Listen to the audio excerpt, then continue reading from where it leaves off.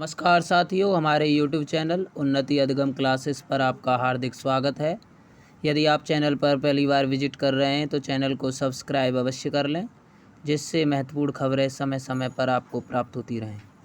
साथियों, आज की वीडियो में हम B.Ed द्वितीय वर्ष के सेकंड पेपर अधिगम के लिए आकलन, यहाँ से आपके लिए कुछ महत्वपूर्ण क्वेश्चंस लेकर आए हैं। आज की क्लास में हम मापन से संबंधित महत्वपूर्ण प्रश्नों के बारे में चर्चा करेंगे, जो निश्चित रूप से आने वाली परीक्षा में पूछे जा सकते हैं। तो चलिए शुरू करते हैं आज का वीडियो। आज का पहला क्वेश्चन है, मापन के सारे यंत्र एवं साधन विश्व से समाप्त कर दिए जाएं तो आधुनिक सभ्यता बालू की दीवार की तरह ढह जाएगी। यह कथन किसका है? तो यह कथन रॉस का है। नेक्स्ट क्वेश्चन है, मापन के क्षेत्र में सर्वप्रथम महत्वपूर्ण कार्य किसने किया? तो इसका आंसर है टस व्यूरिल तथा सेगविन ने किया। ये दोनों फ्रांस के निवासी थे।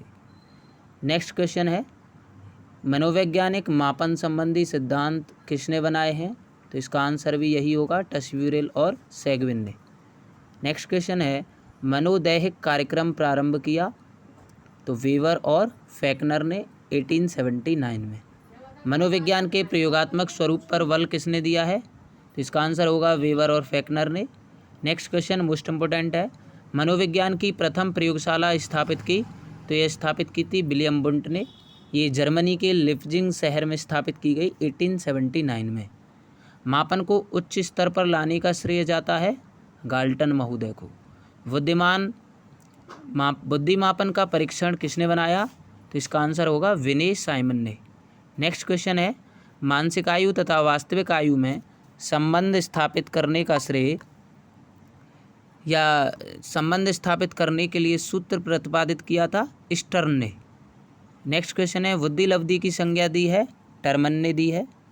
अगला क्वेश्चन है, बच्चों की मानसिक योग्यता का मापन करने के लिए कुछ प्रभावीकृत परीक्षाओं का निर्माण किया डॉक्टर चिले ने। गणितीय परीक्षण का संबंध स्टोन से है। शब्द विन्यास परीक्षण का संबंध बकिंघम से है। हस्तलेखन मापनी का संबंध थॉर्नडाइक से। कोई भी क्वेश्चन आपसे पूछा जा सकता है। नेक्स्ट क्वेश्चन है, रुचि मापन संबंधी क्षेत्र में कार्य प्रारंभ हुआ? ये किसके द्वारा किया गया? कनिंगे इंस्टीट्यूट द्वारा किया गया। अगला क्वेश्चन है, अभिक्षमता मापन संबंधी क्षेत्र में कार्य प्रारंभ किसके द्वारा किया गया? तो ये मुंस्टर वर्ग द्वारा किया गया। नेक्स्ट क्वेश्चन महत्वपूर्ण क्वेश्चन है, भारत में बुद्धिमापन परीक्षाओं का श्रेय जाता है? तो ये लाहौर के CH राइस को जाता है। विनयीकरण बिंदुमाप को इन्हीं के द्वारा 1922 में प्रकाशित किया गया था। भारतीय वातावरण के अनुकूल कुछ शाब्दिक समूह परीक्षण तैयार किए गए थे। ये जे मोरे द्वारा 1927 में किए गए थे। अगला क्वेश्चन है, प्रत्येक वस्तु जो जरा भी सत्ता रखती है, किसी परिमाण में सत्ता रखती है, और कोई भी वस्तु जिसकी किसी परिमाण में भी सत्ता है, वो सब मापन के योग्य हैं।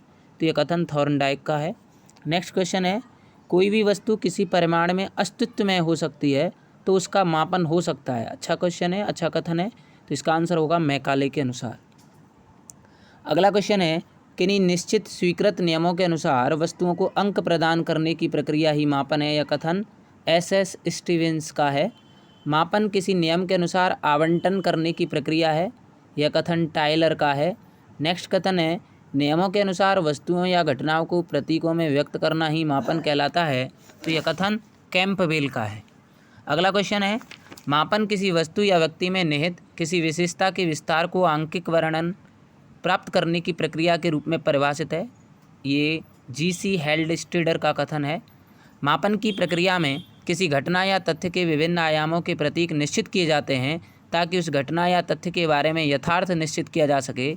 यह कथन ब्रेडफील्ड और मॉरडॉक का है। वस्तुओं के लिए संख्या देने के नियमों को मापन कहते हैं, जिसके द्वारा वस्तुओं की विशेषताओं का परिणाम निर्धारित होता है। यह कथन JC ननले का है। नेक्स्ट क्वेश्चन इंपॉर्टेंट है, ये 2017 में आपको पूछा जा चुका है। मापन वस्तुओं या घटनाओं की तर्कपूर्ण ढंग से संख्या प्रदान करने की प्रक्रिया है। यह कथन JP गिलफोर्ड का है। मापन को नियमों तथा धारणाओं के आधार पर वर्गीकृत किया गया है। यही नियम तथा धारणाएं मापन प्रक्रिया को आधार प्रदान करती हैं। यह कथन स्टीवेंस का है।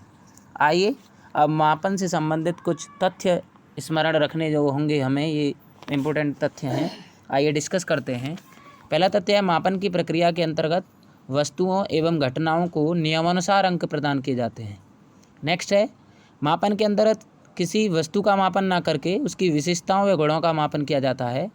अगला है, वस्तुओं के परिमाणात्मक स्वरूप की अभिव्यक्ति ही मापन है। नेक्स्ट तथ्य है, मापन में कोई निरपेक्ष शून्य बिंदु नहीं होता है। मापन वैज्ञानिक प्रगति का आधार है। मापन की गणितीय आधार पर व्याख्या नहीं की जा सकती है। मूल्यांकन की अपेक्षा मापन कम खर्चीला होता है। अगला टॉपिक है हमारा मापन के प्रकार। इम्पोर्टेंट है, मापन 3 प्रकार के बताए गए हैं। पहला है मानसिक या सामान्यीकृत मापन। इसके द्वारा व्यक्ति के मानसिक गुणों, आदतों, मनोवृत्ति का मापन होता है। सामान्यतः शिक्षा व मनोविज्ञान के क्षेत्र में प्रयुक्त होने वाले परीक्षणों में यह प्रयोग किया जाता है। इसे मानकीय मापन भी कहा जाता है। इस मापन की इकाई निश्चित नहीं होती है। इसमें कोई परम शून्य नहीं होता है।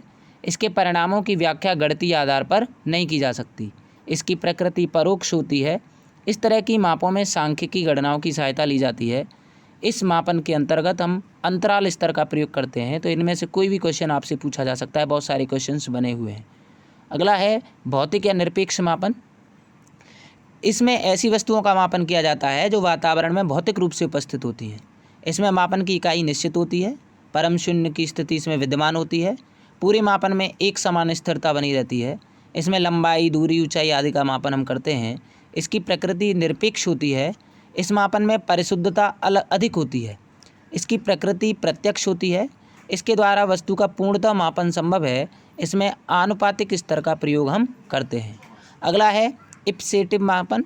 इम्पोर्टेंट है। इस शब्द का प्रयोग परीक्षण के क्षेत्र में सर्वप्रथम रेमंड कैटल के द्वारा किया गया। यह मानसिक मापन के विपरीत होता है।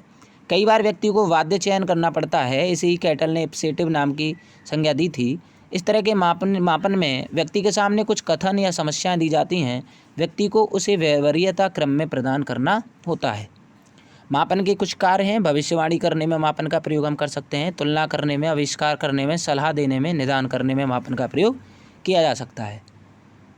नेक्स्ट है मापन त्रुटि। किसी व्यक्ति द्वारा परीक्षा के आधार पर प्राप्त वास्तविक अंकों और अनुमानित अंकों में पाए जाने वाला अंतर ही मापन त्रुटि है। इसके संबंध में एक कथन भी है, मापन त्रुटि वास्तविक अंक और मानक अंक के बीच अंतर के वितरण का मानक विचलन है। यह कथन गुलिक्सन महोदय का है। मापन की सीमाएं भी हैं। मापन अंतिम निर्णय नहीं दे पाता है, यह केवल सूचना ही देता है।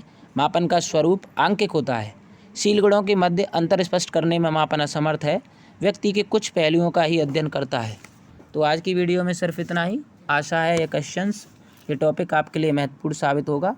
धन्यवाद।